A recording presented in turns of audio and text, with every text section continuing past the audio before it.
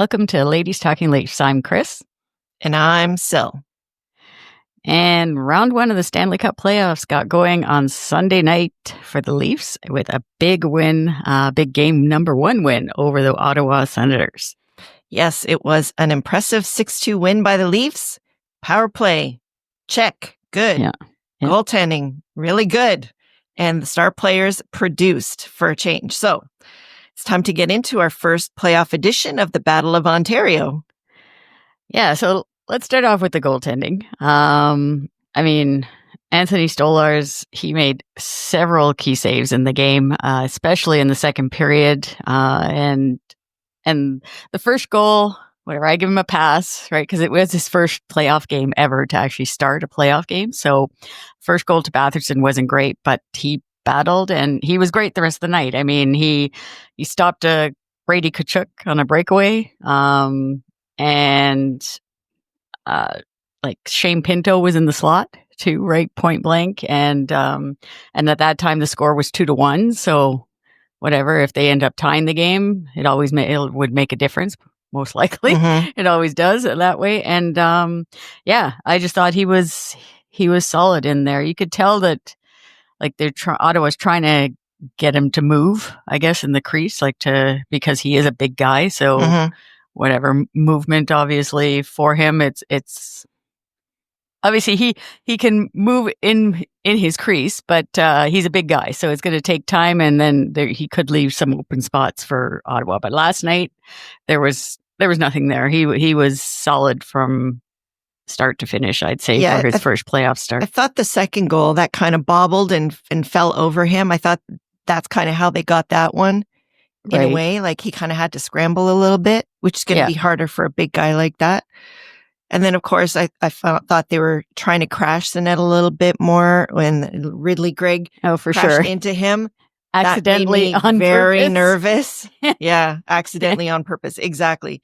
Yeah. So, but yeah, he was totally solid back there and calm, and that calmness permeated throughout the team. I think like from the net out, it's like calm. Yeah. Everybody was calm. Yeah, that's what I was going to say. They just looked like a veteran team in the playoffs to me last night, which, I don't think we've really seen that kind of veteran presence before. So I think this is, if it goes the way we would like, this is going to be a good experience for this team to build on. So yeah, it was a different vibe, definitely. 100% that way. Yeah, from the team as a whole, you could see the difference between our team and the way the Senators were.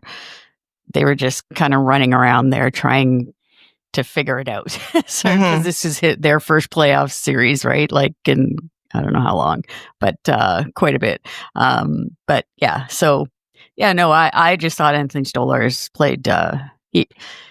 He set the tone for them. I think so. Yeah, I agree with that. 100%. And it makes I think it makes a huge difference because, like, if you think of, let's say, like Samsonov last year versus I don't know. There just wasn't that confidence, whether it be Joseph Woll or Anthony Stolarz. Like all season long, we saw it.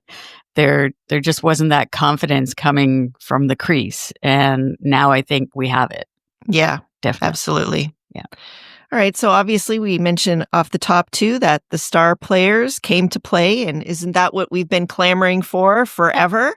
Yeah. And so, Mitch Marner, 1 goal, 2 assists. John Tavares, 1 goal, 1 assist. William Nylander, chef's kiss, 1 goal, 1 assist. Austin Matthews with 2 assists, and one of which was an incredible pass, which basically helped Mitch get his goal on that breakaway. That was beautiful. I was actually really impressed with Matthews. Just his play, like down low, like below the face-off dots. He was really strong back there, and he had it going last night. And like he had some of his stats, like he had 6 shots, 2 takeaways, no giveaways, and he had 4 hits as well. So like he was just playing his regular 200-foot game. And I just thought he was fantastic. And then Mitch Marner, obviously, getting that goal, it was huge for him, I think, too. Mm-hmm. Like, to start in game one. Yeah. Because I think he had, from what I recall, he had 3 points all series last year in last season's, and he has 3 points in one game. Oh yeah, Right? for So sure. It's a huge difference. Although I know that they did put up the graphic that he tends to score more in the first few games than towards the end. But you know what? Maybe this time we won't have to go the distance in this series, and then that graphic won't matter at all. Yeah. So and it is only game one. So how can you go? Yeah. You can't really. I don't know. Whatever. I guess they're just trying to play to the Ottawa fans there. Obviously, you know, we've been down through this down this rodeo before, right? Yeah. So, you know, we've won game ones before. Yeah. So obviously this all needs to be tempered. But I would still say that it did feel different. They did seem different. I didn't see really any nerves. No. And, it also comes from Craig Berube. I was just going to say that. Yeah. That's exactly where I was going to go, is that, you know, like, to me, they just seem the same as they were in the regular season. Like, and I think that's what you want. Like, I think he's been trying to get them to play playoff hockey all season long. So in that regard, you know, if that was the MO, they've kind of just, you know, moved right into the next season and haven't had to change really the way they play so far. So, I mean, there's obviously going to be tougher moments and adversity.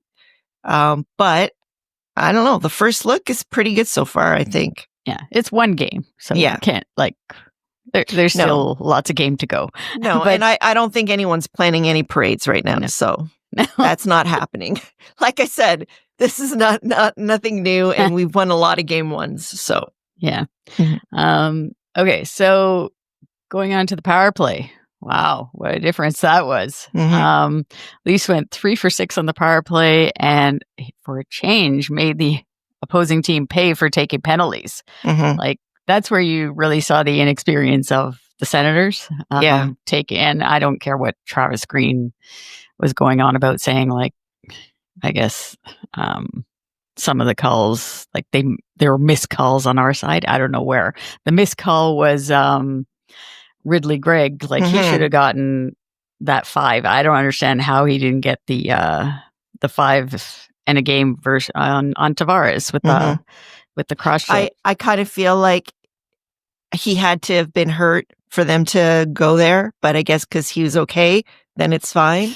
Yeah, but I mean, obviously, like, if that was, like, you know, Nazem Kadri when he was playing for the Leafs, he would be suspended. So, you know, again, it's a little bit of that, but yeah. So the power play, again, we're going to compare. I mean, it's the whole series, but last year versus the Bruins, we were 1 for 21 on the power play. It makes a huge difference. Special teams, even the PK.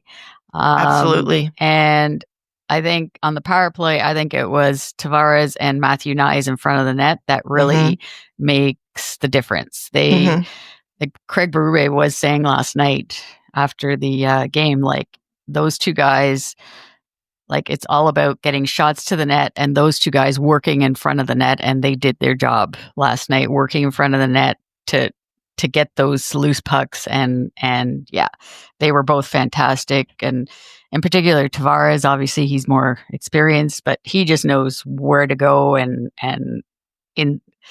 that's his little office there in that bumper spot. He just knows what to do in those tight areas.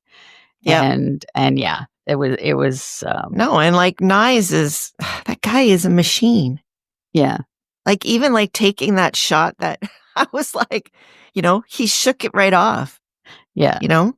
Yeah. Anyway. Yeah, he's a little bull in there. Bulldog. Absolutely. And just, you know, this might be, hopefully we get him healthy and great for this whole run, because we haven't had that, you know, yet.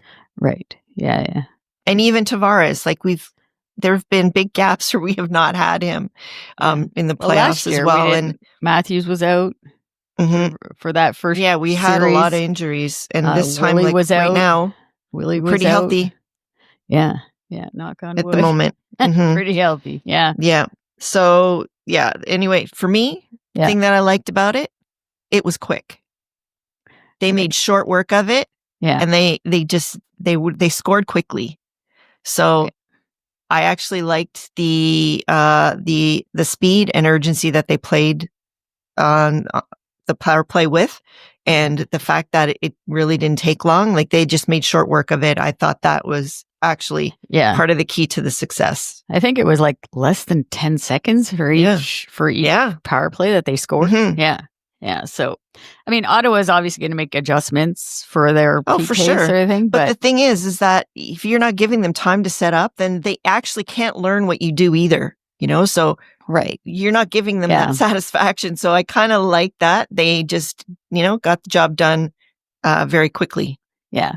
Mm-hmm. All right. So is there anything else from the game that we want to highlight? Well, I got I got to highlight Scott Lawton. Like, I mean, I really liked his game setting up OAL on that first goal. Oh yeah, that was a beautiful pass. And he got over 15 minutes of ice time. Yay. He was 58% on the draw. And I mean, to me, it's almost like that OT winner. We haven't talked about the last game, and we're probably not going to, but from the regular season, getting that OT winner versus the Wings, it's like translating now.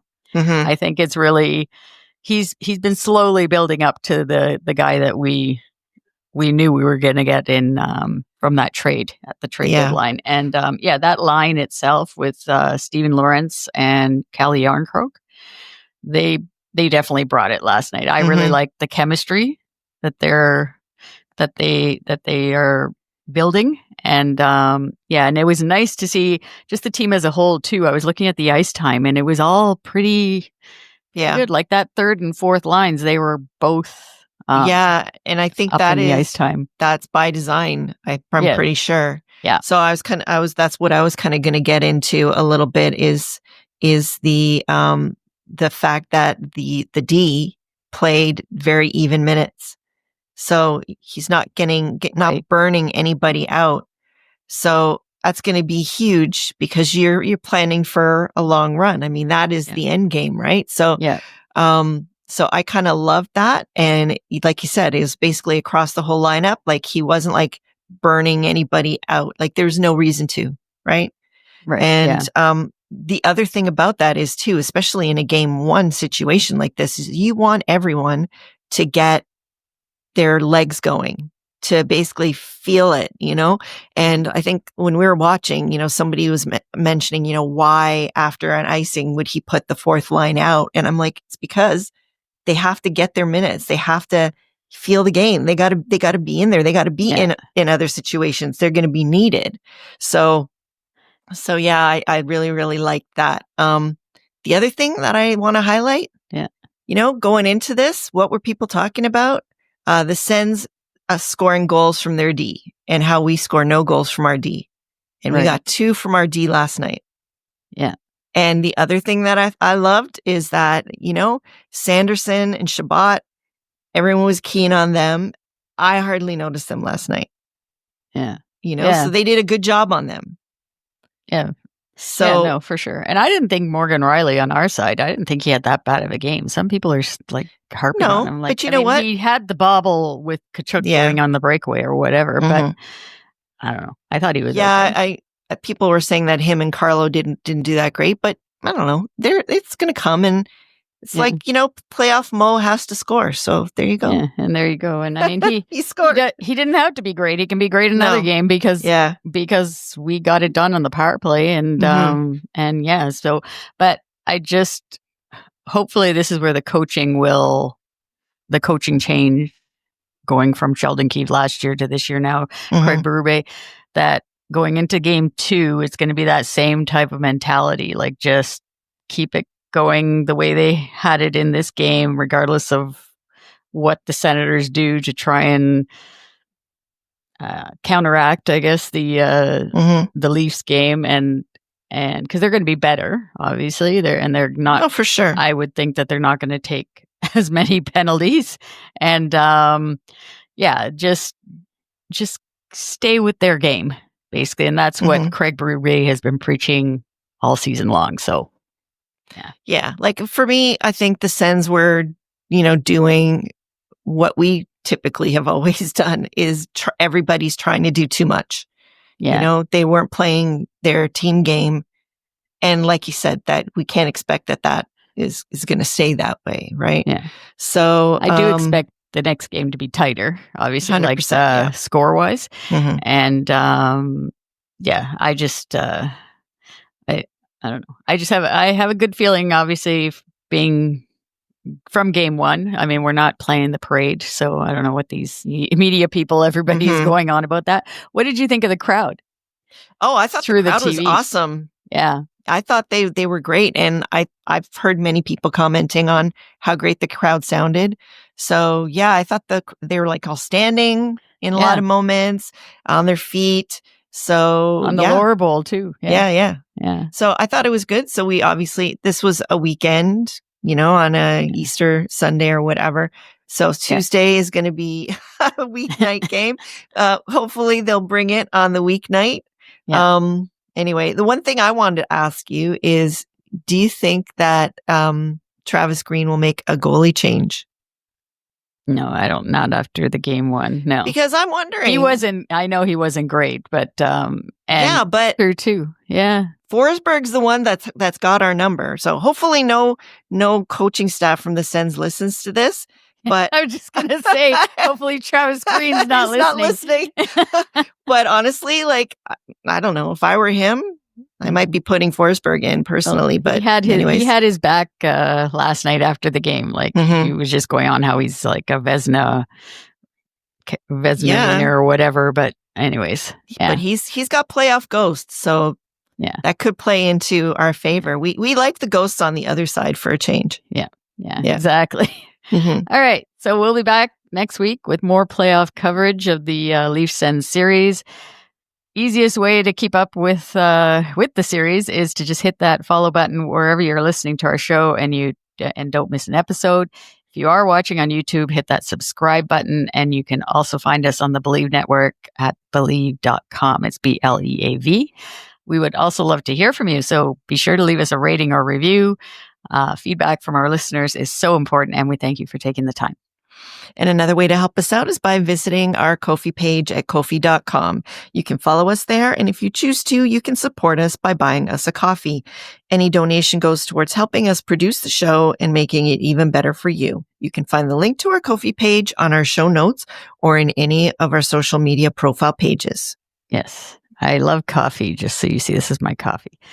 And we want to thank you to our healthcare workers and first responders for everything that they do. And we thank you, as always, for listening and watching Ladies Talkin' Leafs. Till next time, go Leafs, go. Do you believe?